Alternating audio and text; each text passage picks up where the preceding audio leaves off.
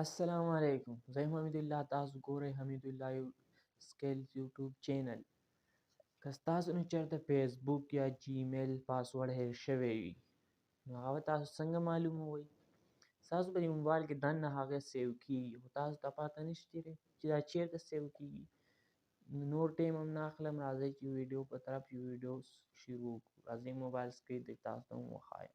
که موږ موبایل سکرین ته رالو، تاسو به راشئ کروم براوزر به تاسو کولاو کړئ. کروم براوزر تاسو کولاو کړو، دې سر کې تاسو وینئ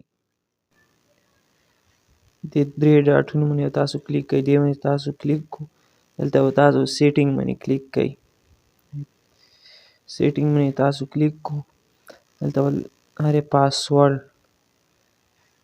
دې پاسورډ باندې به تاسو کلیک کړئ. دې پاسورډ باندې تاسو کلیک کړو، تاسو ما درې څلور جیمیل آیډیانې دي.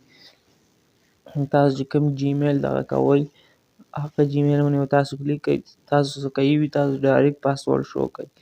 تاسو به دلته راشئ، دلته دا وائی فای څه ما کنیکټ کړی نو هغه پاسورډ به دې کې سیو شوی دی. نو زه تاسو ته شو کوم دلته دا پاسورډ یې موږ ته شو کړو. دغه جیمیل او فیسبوک د پاسورډ طریقه او وائی فای پاسورډ هم پکې تاسو په دې کې شئ معلومولی.